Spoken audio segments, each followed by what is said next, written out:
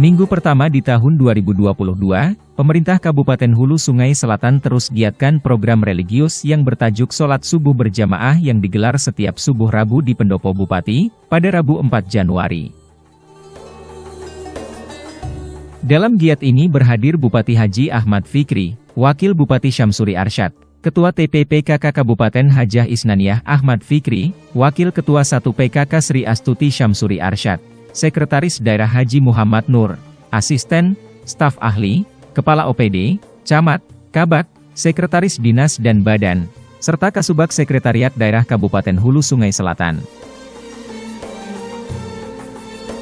Seperti biasa kegiatan diawali dengan sholat subuh berjamaah, yang kali ini diimami Ustadz Zaki Mubarak, kemudian dilanjutkan dengan tausiah yang disampaikan oleh Ustadz Muhammad Jazir.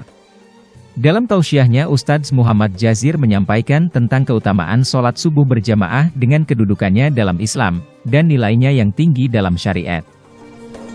Alhamdulillahilladzi hadana li hada wa ma kunna nahtadiya laula an hadana Allah. Asyhadu an la ilaha illallah wahdahu la syarika lah. وأشهد أن محمدًا عبده ورسوله لا رسول ولا نبي بعده. اللهم صل وسلم وبارك على سيدنا محمد وعلى آله وصحبه ومن والاه. اللهم بك أصبحنا وبك أمسينا وبك نحيا وبك نموت وإليك النشور. Raditu billahi rabba wa bil islami dina wa bi muhammadin nabiyya wa rasula rabbi zidni ilma warzuqni fahma. Amin. Yang saya hormati Bapak Bupati beserta seluruh jajaran forum komunikasi pimpinan daerah, hadirin wal hadirat yang insya Allah kita semuanya dimuliakan Allah Subhanahu wa Ta'ala. Kita bersyukur baru saja melaksanakan sholat subuh berjamaah, karena Rasulullah Shallallahu Alaihi Wasallam pernah bersabda, "Man sholla sholatal subhi fi jama'atin faka'annama sholatul lailatul." Hadis muttafaq alaih. Barang siapa yang mengerjakan sholat subuh dengan berjamaah, faka'annama sholatul lailatul, seakan-akan dia telah mengerjakan sholat semalam penuh. Masya Allah. Di samping itu, kalau orang sholat berjamaah, Allah akan melihat imamnya terlebih dahulu. Kalau imamnya khusyuk, maka imam dan seluruh makmumnya dicatat khusyuk sholatnya. Kalau imam tidak khusyuk, Allah akan melihat adakah makmumnya khusyuk. Kalau ada satu saja makmumnya khusyuk, maka makmum dan imamnya dicatat khusyuk sholatnya. Kalau tidak ada yang khusyuk di antara imam dan makmum, maka Allah melipatkan pahala sholat mereka 27 derajat. Jadi andai kata kita ini baru mulai mengerjakan sholat setelah pensiun, umur 60 tahun, tetapi 5 waktu berjamaah, terutama subuh, ini dengan mereka yang sejak balik sudah mengerjakan sholat. Ketika wafatnya sama, misalnya umur 70 tahun, itu lebih utama mereka yang baru memulai sholat tapi selalu hadir berjamaah. Karena apa? Sholat subuhnya setara dengan semalam penuh. Kalau isya, ya man sholat isya fi jamaatin faka'annama nisfu lailatul, sama dengan separuh malam.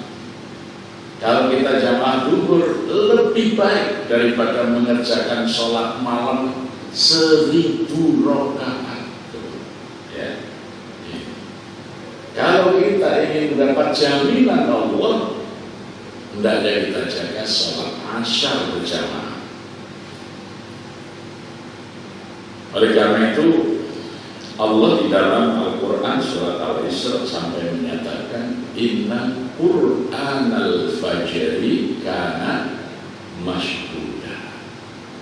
Sesungguhnya sholat di waktu fajar, yaitu sholat subuh, adalah sholat yang disaksikan. Sayyidina Umar bin Khattab menafsirkan ayat ini bahwa sholat subuh adalah sholat persaksian. Barang siapa yang kamu saksikan senantiasa hadir dalam sholat subuh berjamaah, sungguh-sungguh mereka orang yang beriman.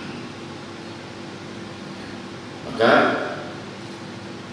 dulu Profesor Dr. Buya Hamka menyatakan, kalau ingin melihat jumlah orang Islam, lihatlah sholat Jumat. Mereka adalah kaum muslimin. Tetapi kalau ingin melihat orang mukmin, lihatlah di saat berjamaah subuh. Mereka lah orang-orang mukmin itu. Dan Allah tidak pernah menjanjikan kemuliaan dan kemenangan kepada kaum muslimin. Tidak ada. Yang dijanjikan adalah orang mukmin. Yang dijanjikan menang, yang dijanjikan mulia hanyalah orang yang beriman. Qad aflahal mu'minun.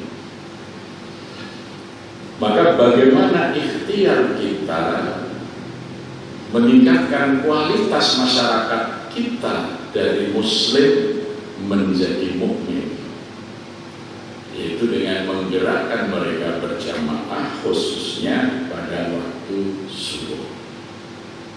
Maka masjid-masjid harus melaksanakan adzan.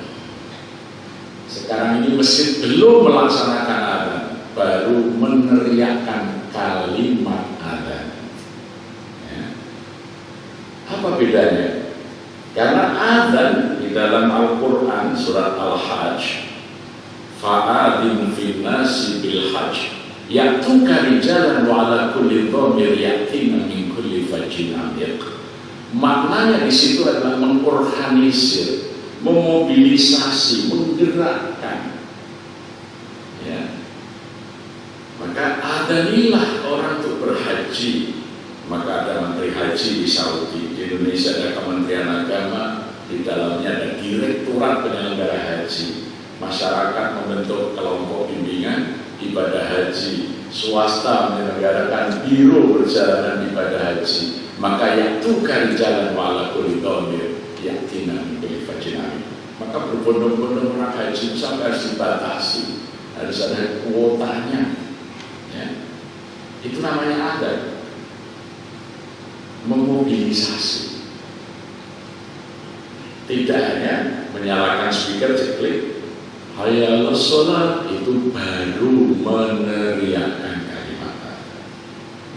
Ya, maka di masjid coba kalian dulu, ketika saya menjadi ketua umum takmir masjid pertama tahun 99, saya lakukan pendataan. Waktu itu penduduk kampung Cobo Kalian itu ada 4 RW, ada 18 RT, ada 5 musola, 1 masjid.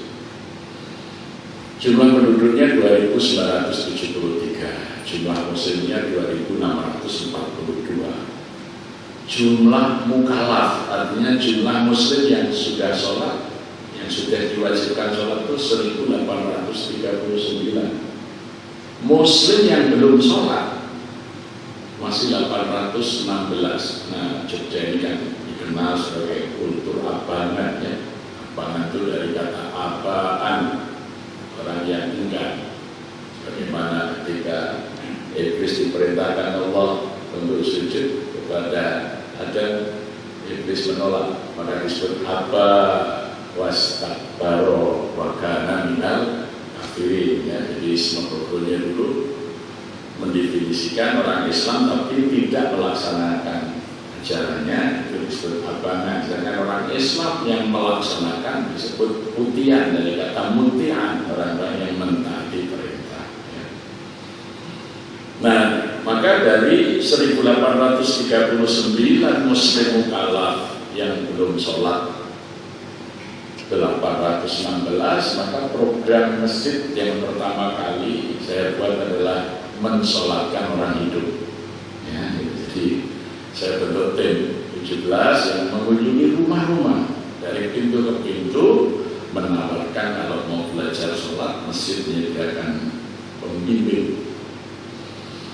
Alhamdulillah tahun 2005 tinggal 315, tahun 2010 tinggal 27, terus kita sisir. Jangan sampai ada di wilayah di mana masjid kita ada dan kita teriakan masih ada orang muslim yang belum sholat. Itu kewajiban pengurus masjid.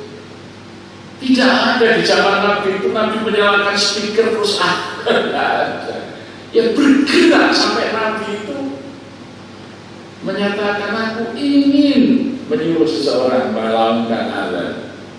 Aku akan menyuruh seseorang menggantikanku sebagai imam, dan aku akan membawa beberapa orang mengikutiku membawa kayu bakar. Akan aku bakar rumah orang-orang yang tidak mendatangi sholat jamaah. Itu kewajiban pengurus masjid itu. Azan artinya memobilisasi. Rakyat itu tidak bisa tanpa mobilisasi, kalau hanya diseru tidak bisa. Ya, itulah tugas pengurus masjid, memanage jamaahnya. Waktu itu sholat subuh paling 30 orang, saya lihat masjidnya waktu itu kapasitas 650, hanya diisi 30 orang. Ini bahagia masjid ini ya. Maka kemudian kita gerakkan untuk berjamaah subuh. Saya buat undangan sholat berjamaah. So, kalau hanya diteriaki dengan kalimat azan nggak datang. Saya buat undangan by name. Saya betul-betul mengantar, harus ketemu satu persatu. Saya cetak seperti undangan perkawinan. Ini apa ini? Pak, undang siapa nih? Gak, ini undangan sholat berjamaah. Mulai tanggal 15 Mei tahun 2000. NB setiap subuh kami sediakan kopi susu. Jadi ada acara ngopi, ngobrol perkara iman, itu ngopi gitu ya. Nah, ada wadahnya kopi susu. Kemudian kalau subuh kita sediakan door prize supaya orang gembira ya, dari kompor gas sederhana saja. Tapi kalau sekarang sudah mulai 6 tahun yang lalu, doorpress-nya adalah 4 tiket umroh tiap tahun itu bagi yang paling aktif berjamaah di bawahku. Alhamdulillah sekarang subuh sehari-hari ya sudah paling sedikit 70% dari Jumat, kecuali kalau hari Sabtu dan Ahad itu yang sholat subuh 2 kali Jumatan, karena kita buat pasar rakyat. Jadi ada 93 UMKM binaan masjid. Kalau Sabtu dan Ahad expo jualan di sepanjang jalan menuju masjid, jamaah kami beri voucher belanja ya, jadi setiap yang datang sholat subuh dapat voucher belanja Rp10.000. Mereka bisa memilih mau sarapan apa atau beli apa gitu. Jadi, kita bisa menghitung kalau Sabtu rata-rata yang kita keluarkan subsidi belanja itu sekitar 25 juta, berarti yang datang sekitar 2.500 orang. Kalau hari Ahad itu bisa 38 juta subsidi kita, berarti ada 3.800 orang yang datang subuhan ya, dari anak-anak sampai lansia. Jika jam 3 pagi itu anak-anak sudah bangun di orang tuanya saling untuk bisa menikmati sholat subuh ya. Sehingga Joko Kalian kemudian dikenal ini menjadi masjid yang fenomenal karena subuhnya sama dengan Jumatan, lebih dari Jumatan, dan akhirnya menjadi destinasi wisata subuh ya. Orang yang melihat di luar Ramadan jamaah subuh yang penuh di mana? Di Indonesia namanya masih jarang. Nah, sekarang ini kunjungan wisatawan subuh itu rata-rata per pekan sudah 20 bis. Nah, ini meningkatkan ekonomi masyarakat. Jadi sebetulnya ibadah dalam Islam itu sumber kesejahteraan, dari sholat jamaahnya, ya, sampai pakaiannya. Ya. Maka kemudian saya buat satu model. Misalnya kalau saya pakai baju hitam seperti Bapak ini yang untuk orang Gresik, karena itu buatan Gresik ya, membayar AW ini ya. Kalau saya baju putih ini yang untuk orang Tasik, karena itu buatan Tasik, maka saya buat baju batik Jogokarian gitu ya. Nah, sekarang ini 15 kepala keluarga di kampung saya membuat ini menjadi pengrajin. Karena ini penjualannya di masjid daerah itu sekitar 100 spesies per hari, tapi yang lewat online itu lebih. Dan kita sudah 2 tahun ini ekspor ke Malaysia, khususnya kontainer.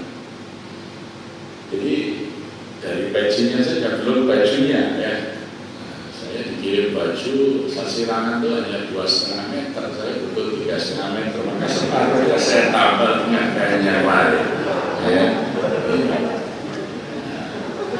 Masa pandemi ini sajadah-sajadah pada digulung, orang males nyuci pakai sajadah tebal. Saya buat desain sajadah batik dengan logo masjid. Alhamdulillah juga ribuan terjual. Jadi semua sebetulnya alat ibadah kita itu sumber kesejahteraan. Saya buat program bersama BPKH Pak Dr. Anita Bimanyu.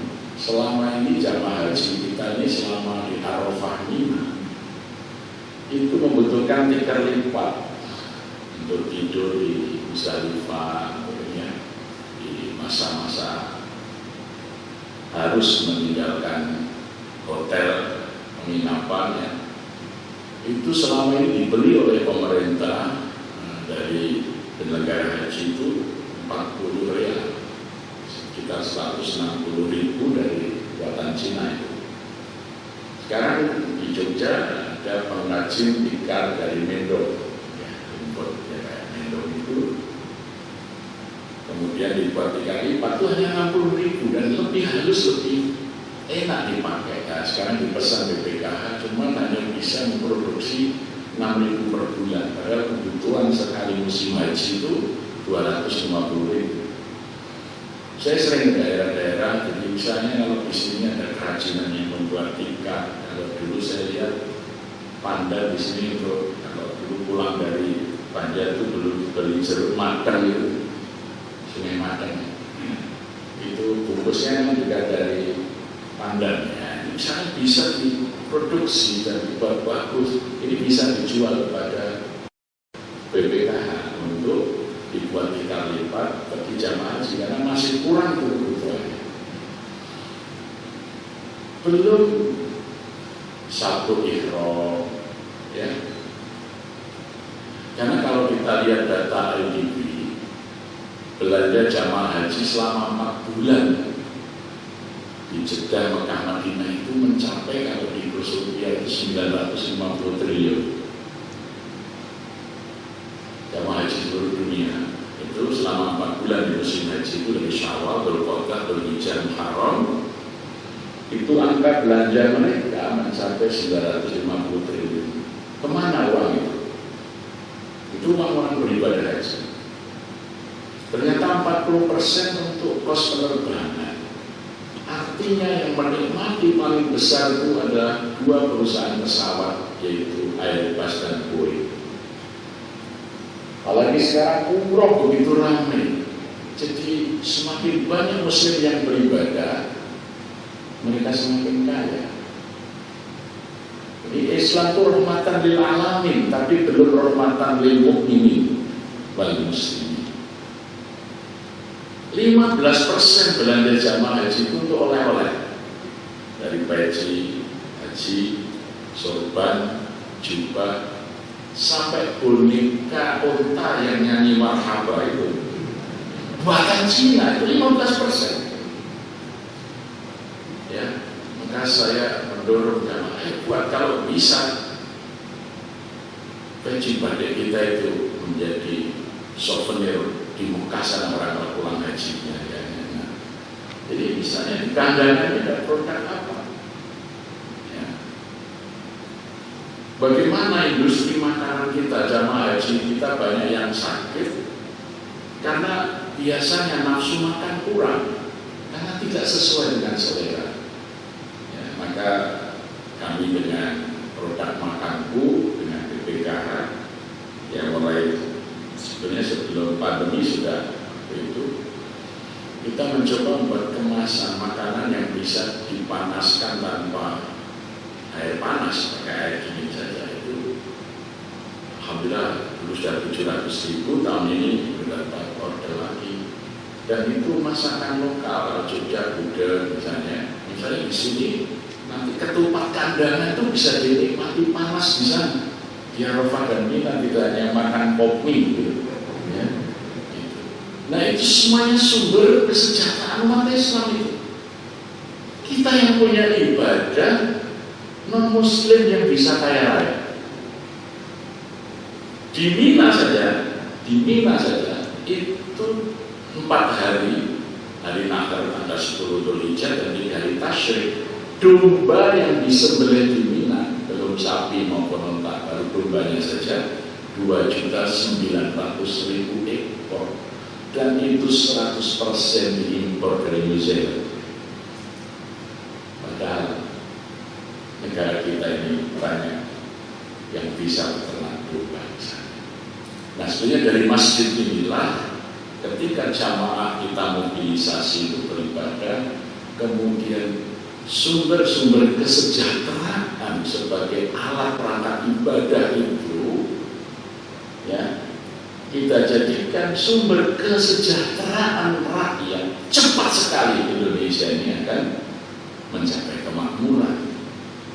Ini kita coba laboratoriumnya di masjid itu kita coba. Nah dengan demikian kita merasakan luar biasa. Kalau tahun 2003 itu infak setahun Masjid Jogokarian itu hanya 43.200.000 setahun.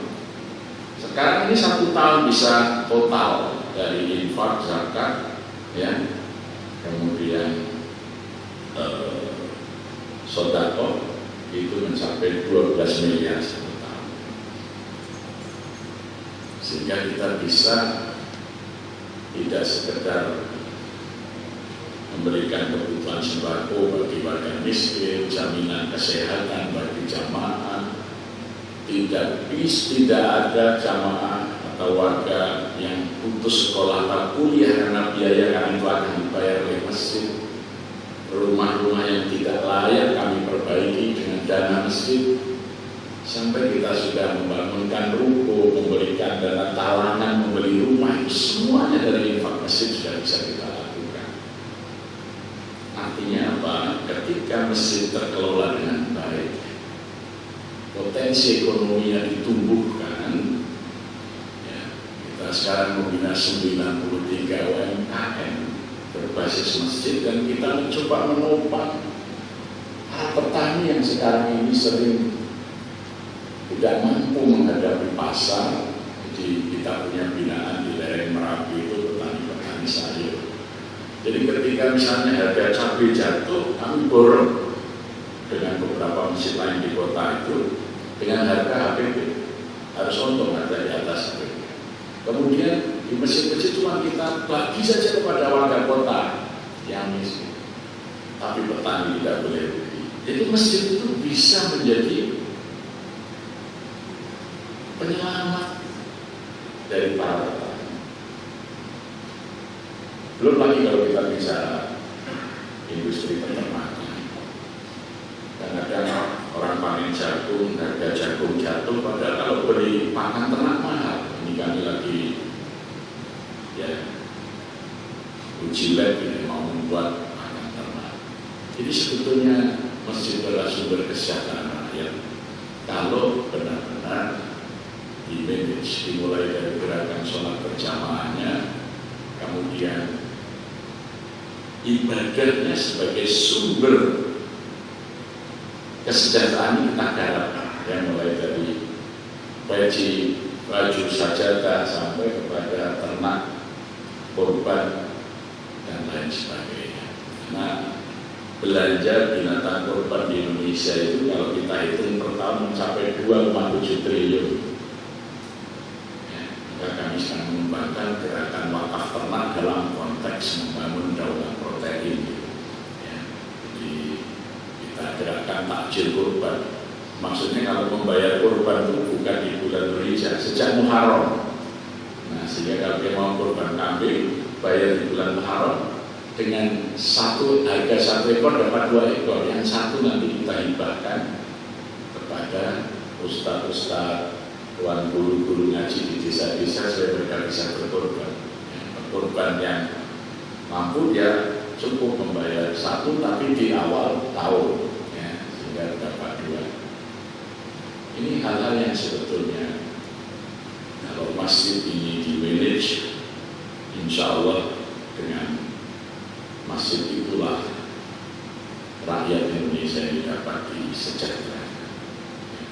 Tapi kalau masjid saja subuhnya masih sepi, ya, mubazir, banyak sekali masjid-masjid dibangun besar, jamaahnya cuma puluhan orang, itu kan terlalu mahal biaya ibadah kita ya. Terlalu mahal, listriknya berapa tiap bulan, tidak sesuai. Ketika jamaah memenuhi masjid, apa yang terjadi? Sumber dana murah itu ada di masjid. Kami bisa melakukan itu karena apa? Infak subuh saja sekarang ini sebulan minimal 120 juta. Infak subuh saja itu ya. Infak parkir, ya, karena di masjid kami parkir kalau kehilangan dari sendal, sepatu sampai sepeda motor hilang di mesin, kami ganti baru dengan merek dan tipe yang sama. Infak parkirnya itu bisa 50 juta satu bulan. Kita menggaji 9 security shift 24 jam dengan gaji yang bagus. Ternyata malah mesin masih punya sisa, karena untuk gaji 9 security itu sesuai dengan UMR Jogja, padahal bisa kita gaji UMR plus itu masih satu, karena kebutuhan gajiannya sekitar 25 juta gitu. Dan masih banyak lagi. Jadi oleh karena itu kita ingin berbagi, mari coba masjid ini kita kembalikan fungsinya seperti masa Rasulullah SAW. Bukan sekedar tempat sholat berjamaah, tapi masjidlah sumber kesejahteraan rakyat. Makmurnya masjid menjadikan makmurnya rakyat. Maka Madinah hanya dalam 11 tahun menjadi kota yang ramai dan makmur. Kemudian kaum muslimin dengan kekuatan ekonomi yang ditopang oleh kekuatan akidahnya sudah bisa menaklukkan Persia. Islam sudah tersebar sampai Armenia. Tetapi kalau masjid-masjid itu hanya bangunan-bangunan dan belum makmur jamaahnya, tidak mungkin kita akan meraih itu semua. Maka yang diperlukan adalah SDM para pengelola masjid yang mampu memanage masyarakat untuk lebih dekat kepada Allah, sehingga janji Allah laukan ahlul qura amanu wa taqwa fatahna alaihim barakatin minas samai wal ardh, itu dapat kita wujudkan.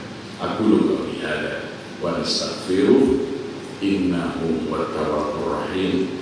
Assalamualaikum warahmatullahi wabarakatuh. Dengan berbagai keutamaan sholat berjamaah yang disampaikan Ustadz Jazir, semoga sholat subuh berjamaah ini bisa memupuk ketakwaan para ASN maupun masyarakat Hulu Sungai Selatan dalam upaya mencapai visi misi kabupaten untuk mewujudkan kesejahteraan dunia dan akhirat. Tim Liputan HSS TV melaporkan.